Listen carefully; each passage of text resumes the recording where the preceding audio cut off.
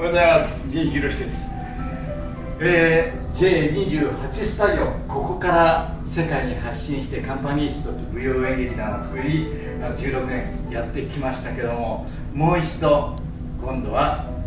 若いアーティストを押し出したいなと思って、ライブもできるダンススタジオに作り変えています。基本ダンススタジオなんですけども、劇場費が高騰しているので、皆さんどういうところで安いところ探すんですけど、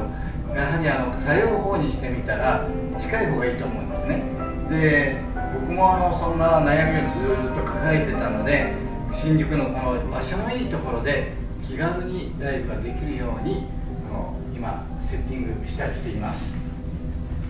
まだ釘も打ってないんでちょっとまだやばいんですけど、だいたい形がこうやってできてきたんですね。この上でお立ち台みたいになって踊るように作りたいなというふうに思っています。コンサート、ダンスライブ、発表会、ストレートプレイ、セミナー対応、音響照明、マイクもあります。どうぞご利用ください。